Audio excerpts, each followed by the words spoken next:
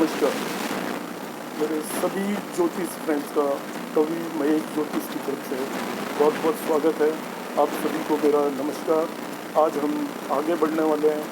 पिंड आयु मैं एक्सप्लेन किया था प्रीवियस वीडियो में लॉन्जिविटी के अंदर। आज हम बात करेंगे उसी प्रॉब्लम को आगे लेकर कि हम किस तरीके से पिंड आयु में हरण का यूज़ करते हैं।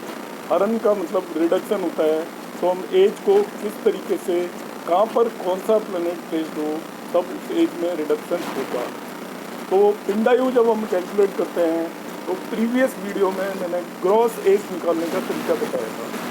तो इसको मैंने इंटेंशनली बाइफरकेट किया है कि ग्रॉस एज हम एक बार निकाल लेते हैं, वो स्टेप 1 है। अब दूसरे स्टेप में हम हरण को यूज़ करेंगे। तो हरण के सबसे पहले मैं आपको नियम बताऊंगा, क्या नियम है हरण के। इसके बाद प्रैक्टिकली उसी प्रॉब्लम में जो हमने प्रीवियस वीडियो में की थी इसको अप्लाई करके बताऊंगा। तो दोस्तों, हरण करने के आपके बेसिकली 4 टाइप के हरण होते हैं। सबसे पहला होता है चक्रपात हरण। चक्रपात हरण बेस्ड होता है कि आपके प्लैनेट कौन से हाउसेज में प्लेस्ड हैं। तो यदि आपका 7 से लेकर 12th हाउसेज में प्लैनेट प्लेस्ड हों तो उन पर ये हरण या रिडक्शन अप्लाई होता है।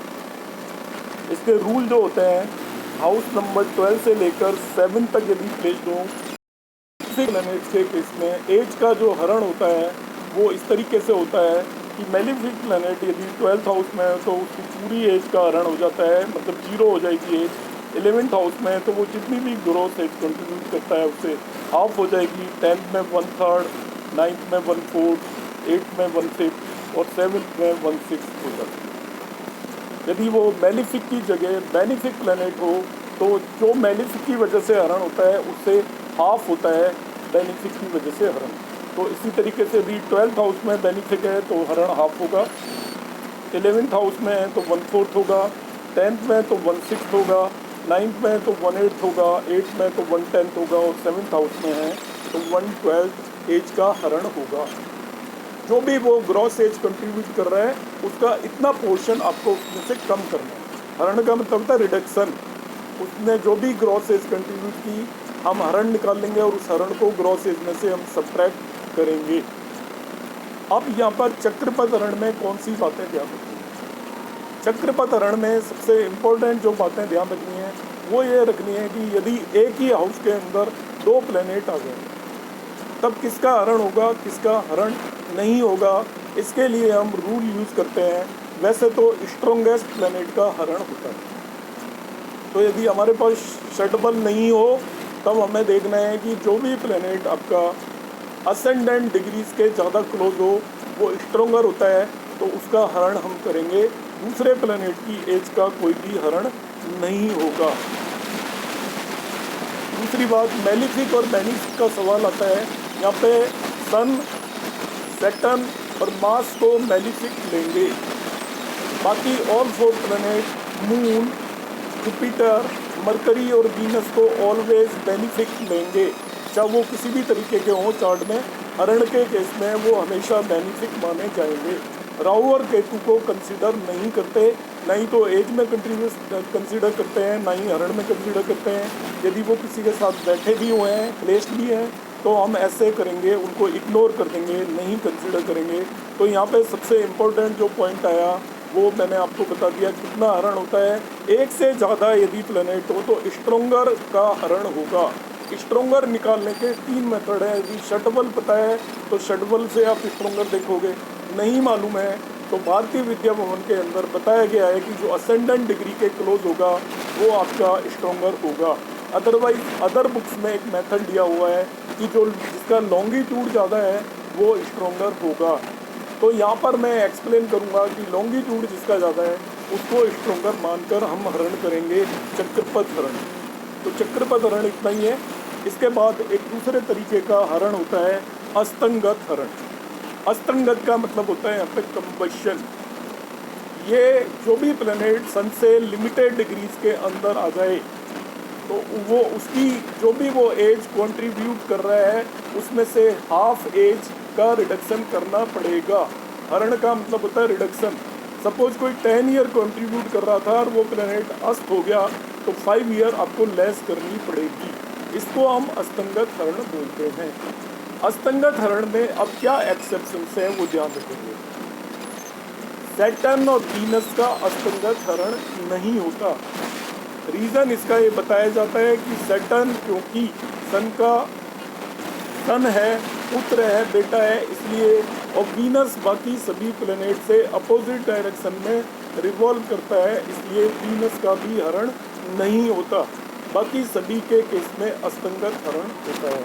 अस्तंगत हरण में एज जो भी वो कंट्रीब्यूट कर रहा हो उसका 50% या हाफ एज का हम रिडक्शन करते हैं। इसके अलावा इसमें और कोई डिटेल नहीं है। एक और बात है कि चक्रपथ हरण में यदि एक ही हाउस में 2 प्लेनेट हो तो एक ही का हरण होता है, मगर अस्तंगत हरण में जितने भी प्लेनेट अस्त हो रहे हैं सभी की एज का हरण होगा। अब कब अस्त होते हैं तो वो यहाँ पे एक टेबल मैंने बनाई हुई है, वो आप देख सकते हैं कि मून 12 डिग्री से प्लस माइनस हो, सन से अहेड हो या बिहाइंड हो, Mars 17 degree, mercury 14 degree in direct motion and retrograde motion में भी आपका कंबस्ट हो सकता है, मरकरी और वीनस दोनों। तो रेट्रोग्रेड में मरकरी यदि 12 डिग्री आगे या पीछे हो सन से तो उसका आपका कंबस्शन मिल जाएगा। वीनस का 10 डिग्री एंड 8 डिग्री है, मगर वीनस का हम यहाँ पे यूज़ नहीं करेंगे क्योंकि वीनस का अस्तंगत हरण नहीं होता। और जुपिटर का 11 डिग्री पर आपका डायरेक्ट मोशन में आपका वो कंबस्ट होता है, और सैटर्न 15 डिग्री में होता है, मगर वीनस और सैटर्न कॉन्ट्रीब्यूट नहीं करते। इस तरीके से हम अस्तंगत हरण को अप्लाई कर सकते हैं। तो दोस्तों, आप एडवांस वैदिक ज्योतिष सीखना चाहते हैं और उसमें आपका इंटरेस्ट है तो मेरे चैनल को सब्सक्राइब करें, अपने फ्रेंड्स में इसको पॉपुलर करें, जिससे कि उनकी भी नॉलेज साथ साथ बढ़ पाए। आगे देखते हैं शत्रु क्षेत्र हरण। तो शत्रु क्षेत्र हरण के लिए हमें क्या करना है, आपको ये पता होना चाहिए कौन सा प्लेनेट की कौन सी शत्रु राशि है।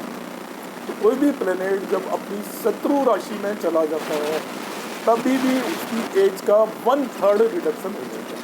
1/3 एक तिहाई, जैसे वो 9 ईयर कॉन्ट्रीब्यूट कर रहा है तो 3 ईयर हम उसकी 9 ईयर में से लेस कर देंगे यदि वो शत्रु क्षेत्र में चला गया है। यहाँ पर एक एक्सेप्शन है, बहुत सारी बुक्स में दे रखा है कि मार्स का शत्रु क्षेत्र हरण नहीं होता, मगर हम ऐसा नहीं मानकर चलेंगे। हम मानकर चलेंगे कि मार्स का भी शत्रु क्षेत्र हरण होता है। Only exception is retrograde planet का शत्रु क्षेत्र हरण नहीं होता, बाकी सभी का हरण होता है। यहाँ पे एक लिस्ट ये प्रोवाइड की हुई है कि किसका कौन शत्रु होता है।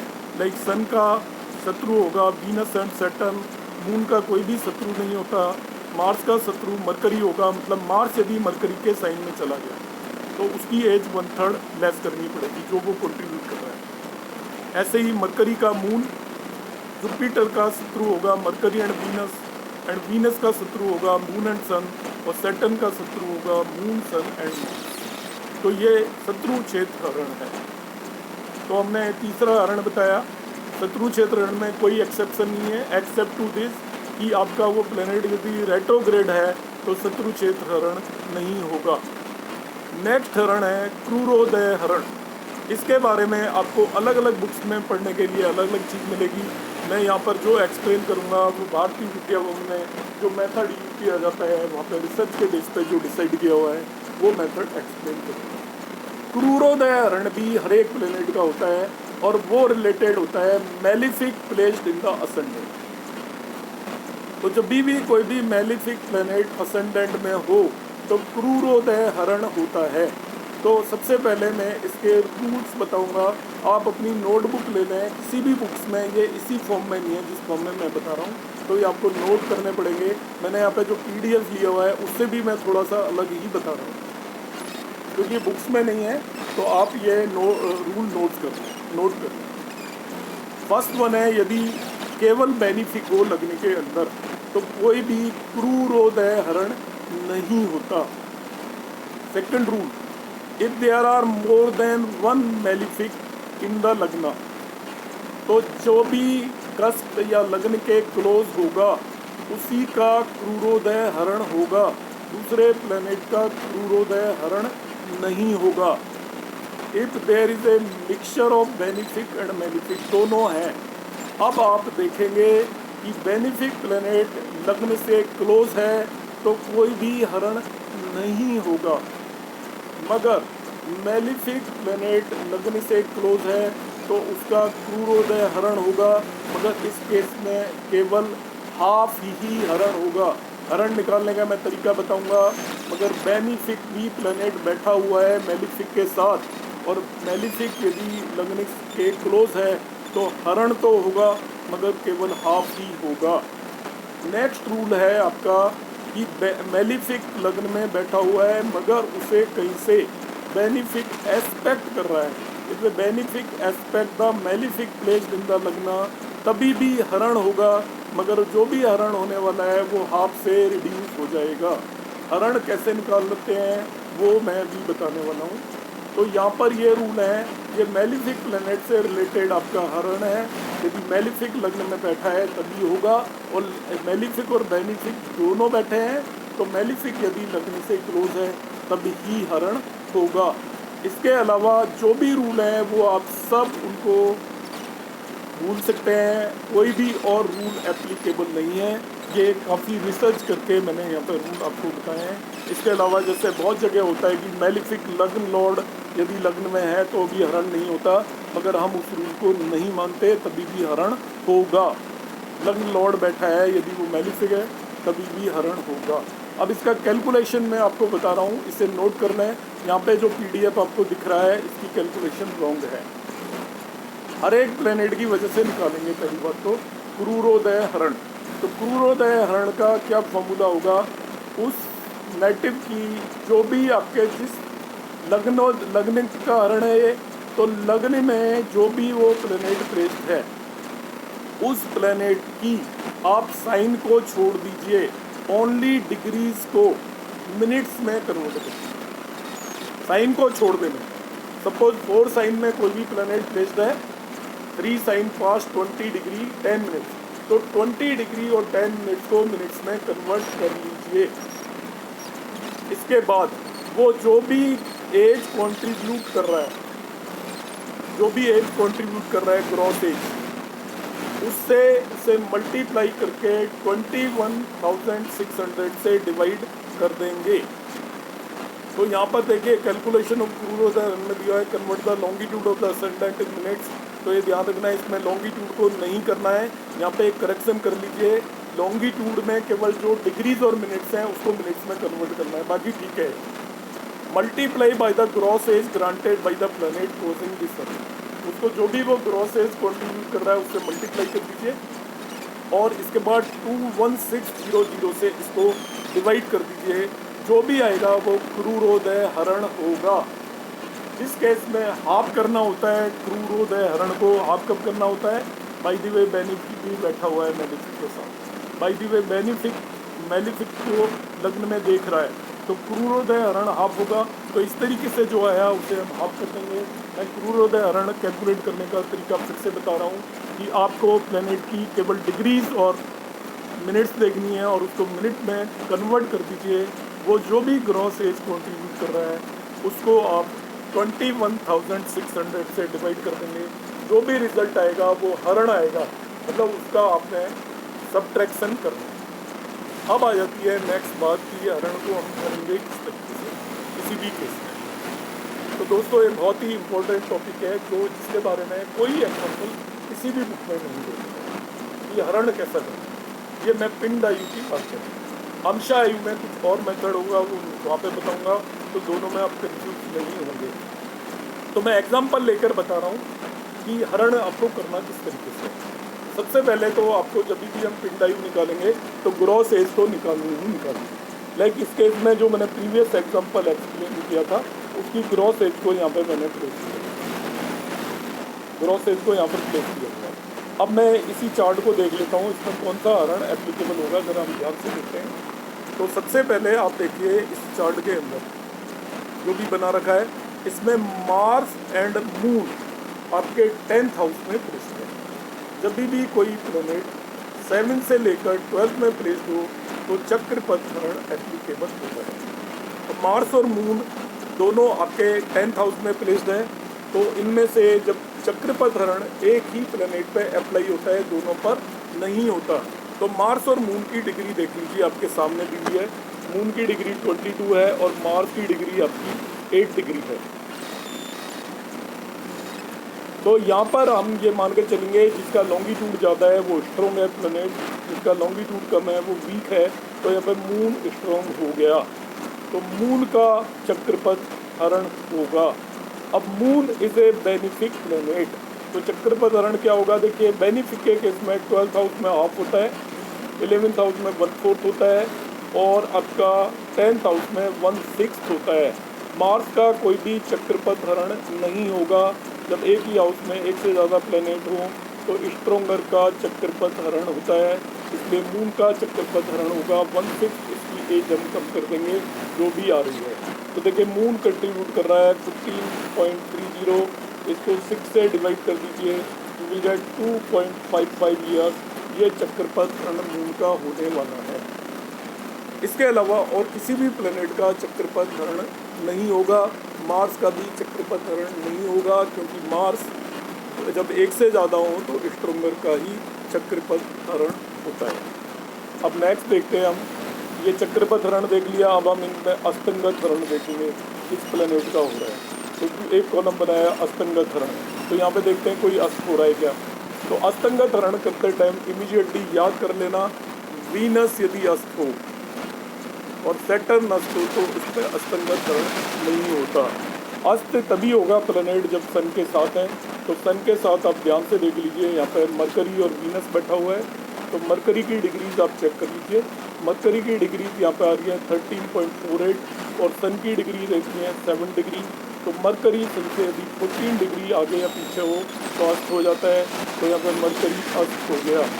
इस केस में आप देखोगे तो वीनस भी अस्त है। तो ये आपको एग्जाम्पल समझाने के लिए दिया हुआ है। वीनस का अस्तंगत हरण नहीं होगा, ओनली मरकरी का अस्तंगत हरण होगा। तो अस्तंगत हरण में वो जो भी ग्रॉस स्टेज कंट्रीब्यूट कर रहा है उससे हाफ हो जाती है। तो मरकरी कंट्रीब्यूट कर रहा है 9.04 ईयर, तो इससे हाफ मतलब 4.52 हरण होगी। तो ये मैंने यहाँ पे लिख दिया। इसके अलावा किसी भी प्लेनेट का अस्तंगत हरण नहीं होगा, वीनस का नहीं होगा, इसलिए हमने नहीं किया है। अब बात करते हैं, तीसरा कॉलम बना रखा है मैंने शत्रु क्षेत्र हरण का। तो शत्रु क्षेत्र हरण की बात कर लेते हैं यहाँ पर।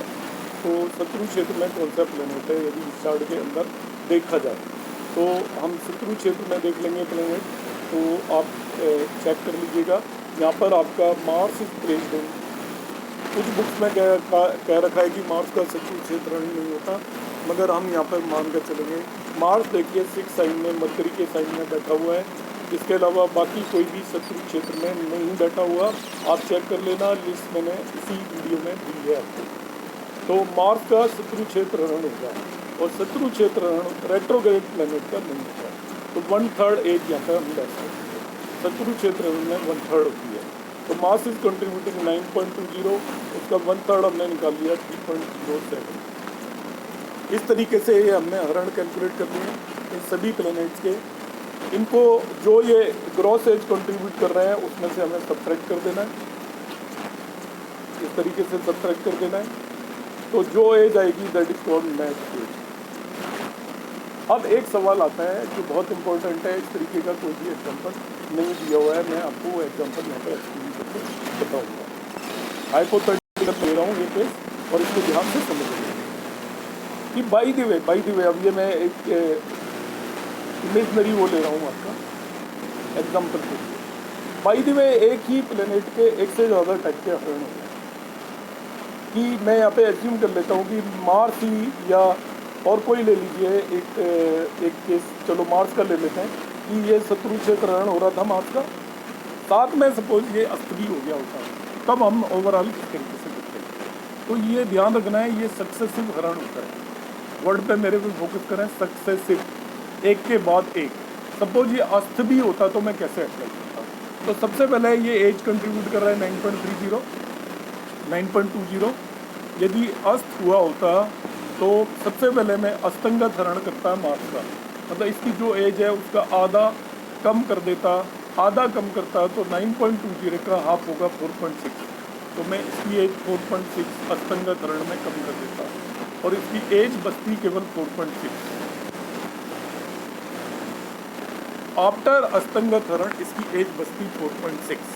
अब ये सपोज इसका शत्रु क्षेत्र हरण भी करना है, ध्यान से समझिएगा। सपोज इसका शत्रु क्षेत्र हरण भी करना है, अस्तंगत भी हो रहा है और ये शत्रु क्षेत्र में भी है, तब हम क्या करेंगे कि जो एज बची है 4.6 इसका 1/3 निकालेंगे। तो 1/3 इसका 4.6 का सपोज मैं मान लेता हूँ 1.55 1.53 हो गया इसका 1/3 निकालेंगे, ना कि ग्रॉस एज का, ध्यान रखना है। ये सक्सेसिव होता है, एक के बाद यदि एक से ज़्यादा हरण एप्लीकेबल हो तो पहले एक हरण लगाएंगे, उसकी जो एज बची वो निकालेंगे, बची हुई एज पे दूसरा हरण निकालेंगे। तो यहाँ पे मैंने मार्स के केस में मार्स 9.2 ईयर कंट्रीब्यूट कर रहा था, तो पहले सपोज ये अस्त हो रहा था तो मैंने इसका अस्तंगत हरण निकाला, तो इसकी एज रहेगी ओनली 4.6। अब यदि शत्रु क्षेत्र हरण भी हो रहा है तो वो 4.6 पे लगाना है, तो 4.6 का मैंने 1/3 निकाला 1.53, उसको मैं 4.6 में से सब्ट्रैक्ट करूँगा तो 3.07 इसकी एज आएगी, 3.07 ईयर।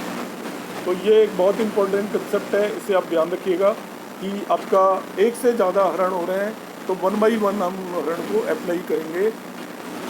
पहले एक हरण लगाएंगे, हरण लगाने के बाद जो एज बचेगी उस पर दूसरा हरण लगाएंगे, फिर उस पर जो एज बचेगी उस पर तीसरा हरण लगाएंगे। This is successive. आगे अंशा आयु हम करेंगे उसमें ऐसा नहीं होता। तो इस तरीके से हम हरण लगाकर नेट एज कैलकुलेट करेंगे। यदि क्रूरोदय हरण कहीं पे भी एप्लीकेबल है तो वो भी इसी तरीके से आपको लगाना है। क्रूरोदय हरण का इसमें एग्जाम्पल नहीं दे रखा है, ये यहाँ पे ये आपका जो PDF है इसमें अलग तरीके से बता रखा है। तो शत्रु क्षेत्र हरण के बाद आप एक और कॉलम बना लेंगे क्रूरोदय हरण, और क्रूरोदय हरण कैलकुलेशन का मैंने आपको तरीका बता ही दिया था। ये सक्सेसिव हरण है। सक्सेसिव हरण का मतलब एक से ज़्यादा यदि हरण लग रहे हैं तो पहले आप एक हरण लगा के एज निकाल लीजिए, बाकी जो बची एज उस पर दूसरा हरण लगाइए, फिर उसको हरण को लगाकर एज निकाल लीजिए, बाकी जो एज बची उस पर तीसरा हरण लगाइए और बाकी जो एज बची उस पर चौथा हरण लगाइए। लगने के बाद जो एज आएगी उसको हम नेट एज बोलते हैं, और सभी की जो भी नेट एज आई इनको सबको ऐड कर देंगे अपने सभी प्लेनेट जो कंट्रीब्यूट करते हैं, और ये आपकी टोटल एज आएगी मैटर की। जैसे इसके इसमें आ रही है 75.08 ईयर्स इसका नेट एज। अब इसमें हम लग्न एज को भी ऐड करेंगे। नेक्स्ट स्टेप, तो लग्न एज निकालने का बड़ा सिंपल सा तरीका होता है। नेट एज निकाल ली और 7 प्लेनेट जो भी एज कंट्रीब्यूट कर रहे हैं आफ्टर हरण एंड एवरीथिंग, मैंने नेट एज कैलकुलेट कर ली। अब इसमें लग्न एज को ऐड करना होता है, एंड में अलग से निकालेंगे। लग्न एज निकालना बहुत ईजी है।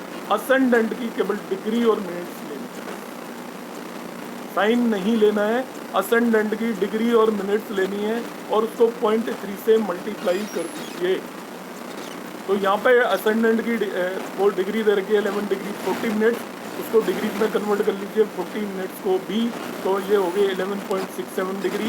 इसको 0.3 से मल्टीप्लाई कर दीजिए।